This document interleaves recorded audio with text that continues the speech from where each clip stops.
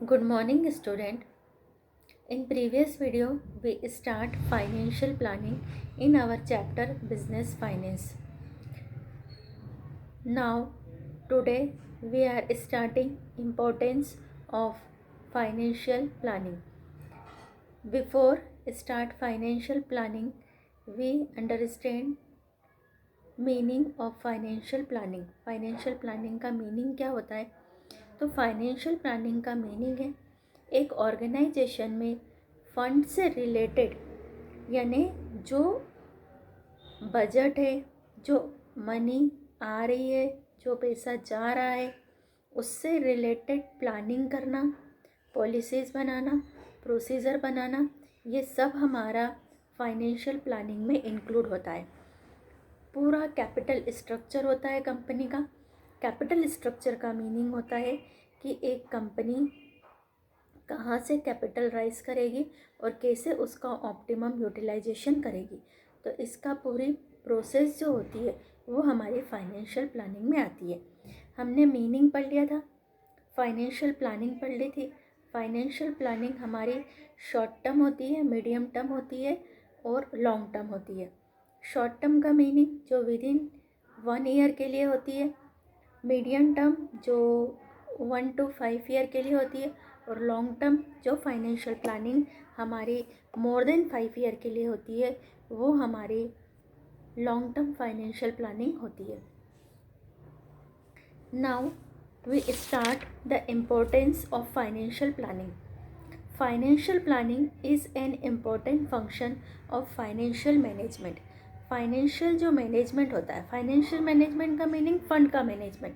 तो जो financial management होता है, इस फाइनेंशियल मैनेजमेंट में फाइनेंशियल प्लानिंग एक इम्पॉर्टेंट फंक्शन है. It help in managing the finance of an enterprise properly. It estimates future financial requirements and arranges the securing the require fund for proper time. जो financial planning होती है, इसमें हम estimate करते हैं कि फ्यूचर में ऑर्गेनाइजेशन में, एंटरप्राइज में कितनी रिक्वायरमेंट होगी और उस रिक्वायरमेंट को हम कहाँ से अरेंज करेंगे, और उस जो हमको फंड अरेंज होगा उसका हम ऑप्टिमम यूटिलाइजेशन करेंगे. तो वेरी इम्पोर्टेंट होता है हमारा फाइनेंशियल प्लानिंग. तो फाइनेंशियल प्लानिंग के इम्पोर्टेंस को हम कुछ पॉइंट से समझ रहे हैं. फर्स्ट पॉइंट है हमारा सक्सेसफुल प्रमोशन ऑफ बिजनेस. अगर हम प्रॉपर फाइनेंशियल प्लानिंग करते हैं तो हमारा जो बिजनेस का प्रमोशन है वो सक्सेसफुली होता है. A business can be run successfully on a sound financial plan. जब एक साउंड फाइनेंशियल प्लानिंग होती है तो एक बिजनेस सक्सेसफुली रन करता है. There should be proper and adequate consideration of size and future expansion of the business so that the plan is formulated accordingly. तो यहाँ पर हम प्रॉपर और एडिक्वेट कंसिडरेशन ऑफ साइज़, हम देखते हैं कि हमारे ऑर्गेनाइजेशन की साइज़ क्या है, उस साइज़ के हिसाब से हम उसका प्रॉपर मैनेजमेंट करके रखते हैं. सेकंड इम्पॉर्टेंस है guide to develop a sound capital structure. जो हमारी एक प्रॉपर फाइनेंशियल प्लानिंग होती है उससे हमारा साउंड कैपिटल स्ट्रक्चर तैयार होता है, डेवलप होता है. It serve as a guide in developing a sound capital structure so as to maximise return to share holder. It is helpful in maintaining a proper balance between equity and debts fund. जो financial planning यानी fund की planning करना, कहाँ से लाएंगे, कैसे लाएंगे, कौन से सोर्सेज से लाएंगे, कितनी हमको नीड है, तो ये जब हम पूरा फाइनेंशियल प्लानिंग करते हैं तो इससे हमारा साउंड कैपिटल स्ट्रक्चर तैयार होता है. एक कंपनी होती है, उस कंपनी में जो कैपिटल स्ट्रक्चर होती है वो 2 चीज़ों से मिलकर बनती है. फर्स्ट उसकी शेयर कैपिटल और सेकंड उसके बोरोड फंड. कैपिटल का मीनिंग होता है कंपनी ने कितने शेयर इशू करे हैं, और जो डेब्ट्स फंड होते हैं, बोरोइंग फंड का मतलब होता है कंपनी ने कितना पैसा उधार लिया है. तो कंपनी के जो मेन फंड के सोर्स होते हैं वो 2 होते हैं. एक तो होता है कि कैपिटल इशू करना, शेयर कैपिटल इशू करके फंड इकट्ठा करती है कंपनी। सेकंड, कंपनी उधार लेती है as a debenture, as a bank loan, as a financial loan. कोई फाइनेंशियल इंस्टीट्यूशंस होते हैं जो कॉर्पोरेट सेक्टर में लोन प्रोवाइड करते हैं, तो उनसे कंपनी लोन इकट्ठा करती है। तो कैपिटल स्ट्रक्चर कैसे हमारा प्रॉपर बने, उसका डेवलपमेंट हो, ताकि हमारे शेयर होल्डर को मैक्सिमम रिटर्न पॉसिबल हो। जब हमारे शेयर होल्डर को अच्छा रिटर्न मिलता है तो और नए व्यक्ति हमारी कंपनी में पैसा लगाने के लिए तैयार हो जाते हैं और हम अपनी कैपिटल को एक्सपांशन कर सकते हैं और अपने बिजनेस को और बढ़ा सकते हैं। Third importance of financial planning is proper coordination in sources of capital. The capital of enterprise is acquire from different sources. अभी हमने देखा कि कई सोर्सेज होते हैं, वहाँ से हम कैपिटल एक्वायर करते। It is necessary to make such a plan that it earns maximum profit at a low cost of acquiring fund. ये ज़रूरी है कि हमको ये श्योर होना चाहिए कि हम जिस सोर्स से पैसा इकट्ठा कर रहे हैं उसमें हमारी जो फंड इकट्ठा करने की कॉस्ट है वो मिनिमम होना चाहिए, कम होना चाहिए, लो कॉस्ट होना चाहिए। An intelligent estimate of current and future requirement should be properly made. Fourth है हमारा effective utilisation of fund. Fund को इकट्ठा करना जितना इम्पोर्टेंट है उतना ही इम्पोर्टेंट है कि फंड का इफ़ेक्टिव यूटिलाइजेशन करना। अगर कंपनी ने पैसा तो इकट्ठा कर लिया पर अगर उसका इफ़ेक्टिव ऑप्टिमम यूटिलाइजेशन नहीं करा तो अननेसेसरी कंपनी के ऊपर बर्डन आएगा और हमारी कंपनी की प्रॉफिटेबिलिटी कम हो जाएगी। Financial planning help in effective utilisation of funds. Funds can be allocated by various projects in accordance with their relative significance, thus wastage of capital is avoided. तो हम वेस्टेज ऑफ कैपिटल को avoid कर सकते हैं अगर हमने proper financial planning की है। फिफ्थ है मैनेजमेंट ऑफ कैश। एक बिजनेस में कैश आती जाती रहती है, एक कैश का फ्लो चलता रहता है। The financial plan ensure adequate availability of fund for carrying out the operation of the enterprises smoothly and without any hindrance. जो फाइनेंशियल प्लानिंग होती है उसमें ये इंश्योर किया जाता है कि हमारे बिजनेस में एडिक्वेट कैश अवेलेबल रहेगी, जिससे कि बिजनेस का ऑपरेशन स्मूथली चलता रहेगा। अगर हमने कैश का प्रॉपर मैनेजमेंट नहीं किया और सपोज़ हमारे पास में कैश किसी टाइम पे रुक गई तो हो सकता है कि हमारा बिजनेस एक्टिविटी भी कुछ समय के लिए रुक जाए। तो प्रॉपर मैनेजमेंट करना पड़ता है कैश का। तो proper management of cash is possible to good financial planning. 6. Effective control. A financial plan enables the management of exercise effective control over the financial activities of an enterprises. Actual utilization of the funds can be kept in accordance with the plan utilization. जब हम plan करके fund का utilisation करते हैं तो हमारा optimum utilisation बनता है और फाइनेंशियल प्लान से ही हमको फाइनेंशियल एक्टिविटीज़ पर कंट्रोल आता है। Now the 7th point, coordination between the different financial areas. Financial planning provide the policies and procedure for coordinating different function areas of the business.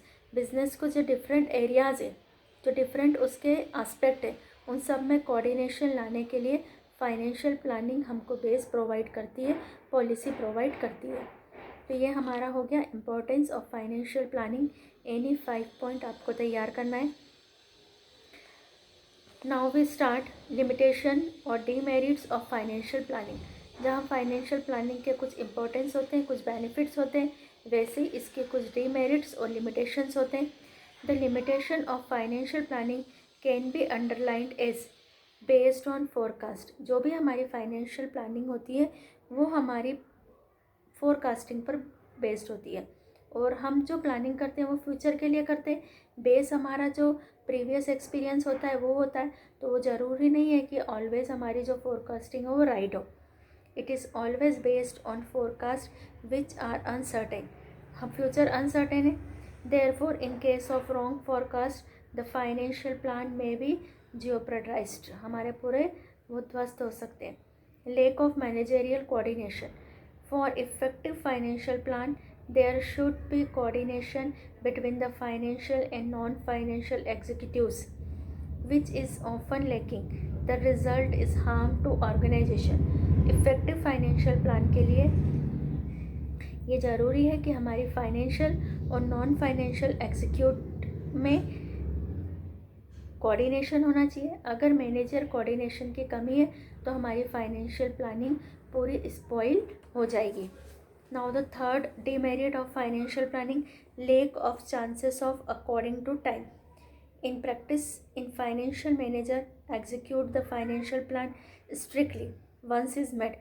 अगर जो मैनेजर है उसने जो फाइनेंशियल प्लान एक बार बना लिया और स्ट्रिक्टली वो उसी को फॉलो कर रहा है, चाहे क्योंकि हमने प्लानिंग तो पहले से करके रख ली और अभी पता चला करंट में कुछ सिचुएशन चेंज है, लेकिन मैनेजर अगर स्ट्रिक्ट है और वो कह रहा है कि जो प्लान हुआ उसके अकॉर्डिंग ही काम होगा, he does not agree to have a change in its according to demand and time.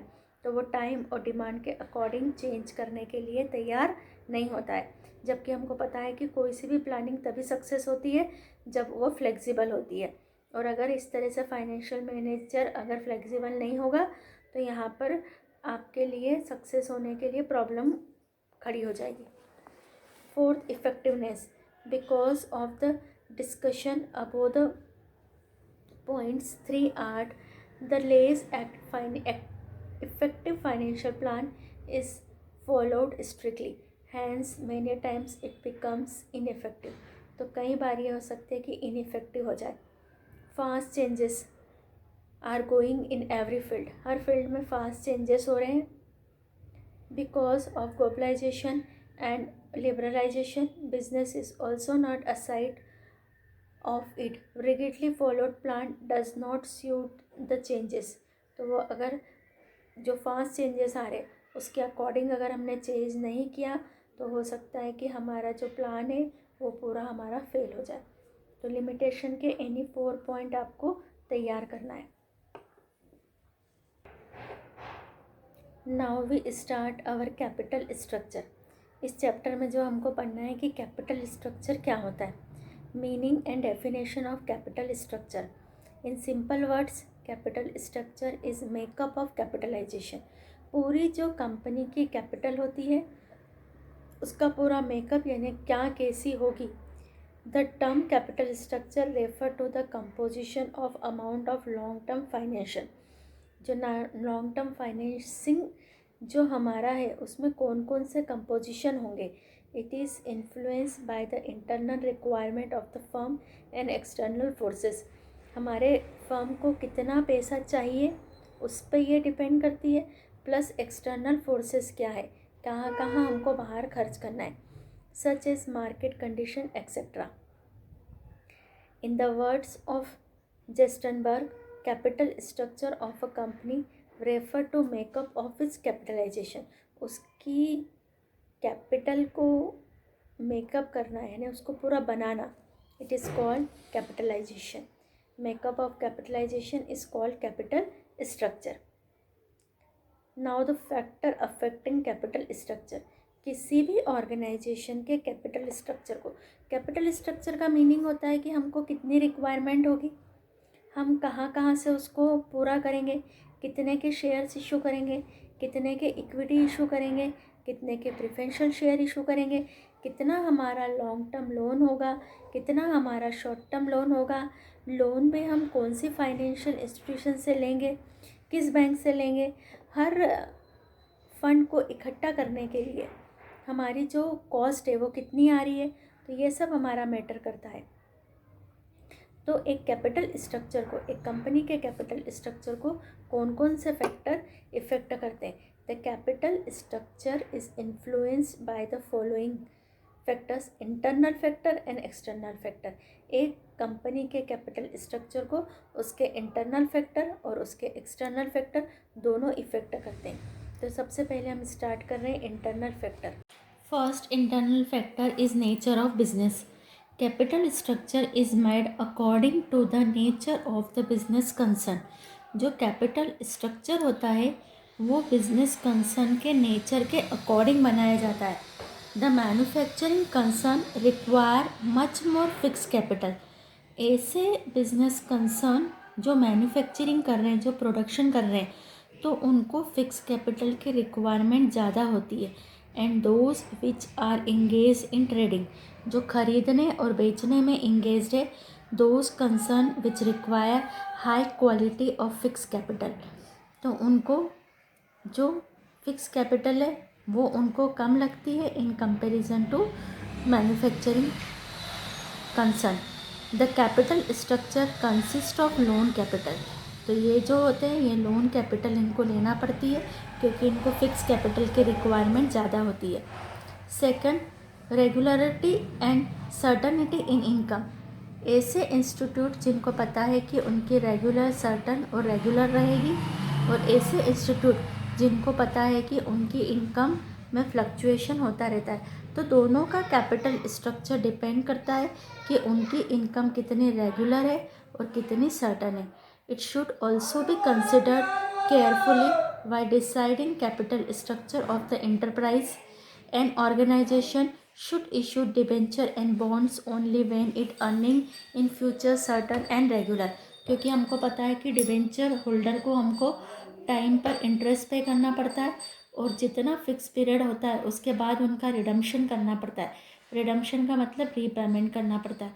तो ऐसे इंस्टीट्यूट जिनको पता है कि उनकी इनकम रेगुलर है, सर्टन है, तो वो डिबेंचर इशू कर सकते हैं। But in case of short term need, issue of redeemable preferential share should be given importance।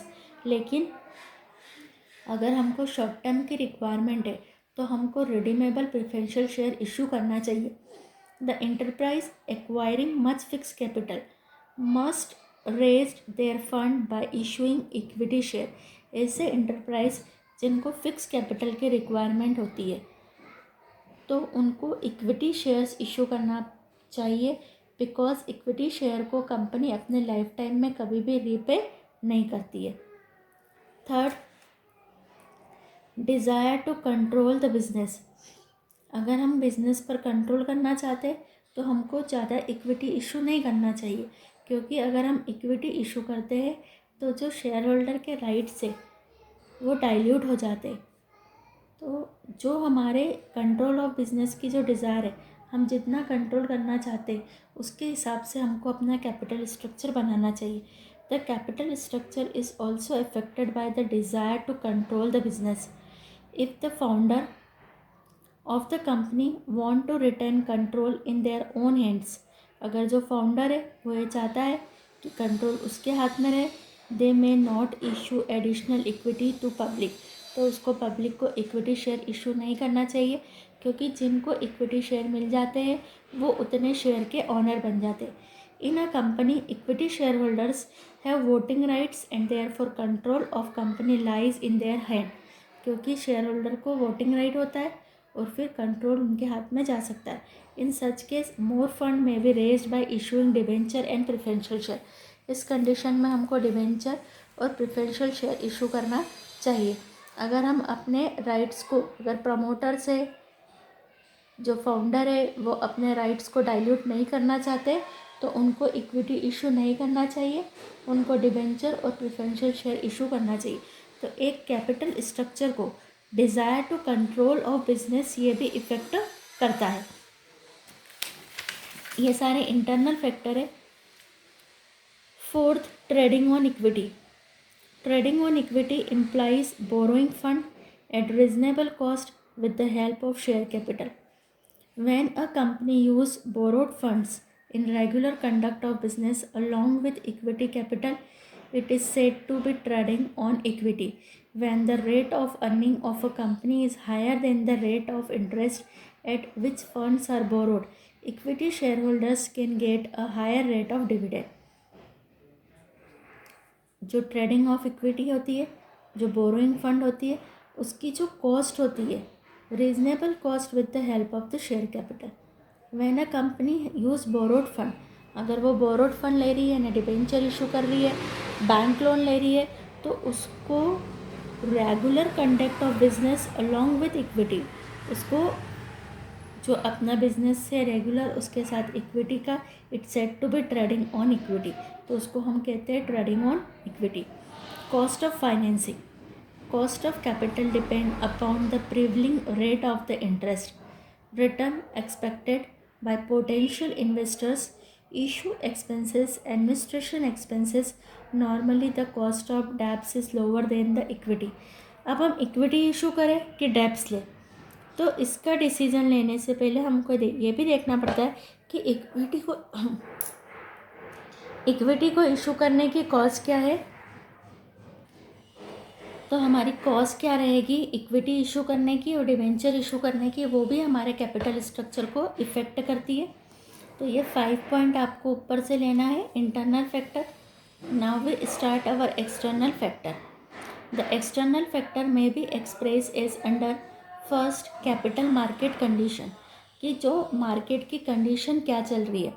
The state of capital market affect the choice of securities to be issued during in boom. जब हमारा market ऊंचा होता है, investors are willing to take risk and invest in equity share. जब market boom करता है तो investor equity में इन्वेस्ट करना चाहते, but in the bearish market investor prefer safe investment, therefore preferential share and debenture carrying a fix rate of return are likely to be more marketable in the depression. जब हमारा market down होता है तो उस समय जो investors होते हैं वो डिबेंचर और प्रेफरेंशियल शेयर में, जहाँ पर कि उनको इनकम की रेट फिक्स होती है, उसमें वो इशू करना चाहते हैं। Second, nature and type of investors. कैसे हमारे इन्वेस्टर्स है। Investor attitudes and requirements regarding income and risk is an important consideration in designing capital structure. A company may issue securities of different types and varying denominations to meet the likings of potential investors. Enterprising investors who prefer the capital gain and say the management of the company can carry the equity. जो risk लेना चाहते हैं, जो capital gain करना चाहते हैं, जो business पर कंट्रोल करना चाहते हैं, मैनेज करना चाहते हैं, वो इक्विटी में इशू करते हैं, और जो फिक्स इनकम चाहते हैं वो डिवेंचर और प्रेफरेंशियल शेयर में करते हैं। तो नेचर कैसा है इन्वेस्टर्स का। Statutory requirement, banking companies are prohibited from issuing any type of securities except equity share. जो बैंकिंग कंपनियां होती है वो सिर्फ इक्विटी इशू कर सकती है और किसी तरह की सिक्योरिटीज़ इशू नहीं कर सकती है। Government of India has laid down norms of debts equity ratio and ceiling on public deposit. Thus state regulation regarding the issue of securities have a bearing on capital structure. तो जो हमारे state के regulations होते हैं, जो हमारी legal जो law होते हैं, एक्ट होते हैं, वो भी इफ़ेक्ट करते हैं। कॉस्ट ऑफ कैपिटल इशू, ये हमने पहले भी पढ़ लिया है कि अगर हम इक्विटी इशू करेंगे तो कितना खर्चा लगेगा मार्केट में, और अगर हम डैप्स इशू करेंगे तो हमको कितना पैसा लगेगा। तो कॉस्ट भी हमारी इफ़ेक्ट करती है। तो ये 4 पॉइंट एक्सटर्नल के लर्न करना है और 4 पॉइंट इंटरनल के लर्न करना है। इनको कॉपी में न लिखते हुए डायरेक्ट यहीं से शॉर्ट में लर्न करना है।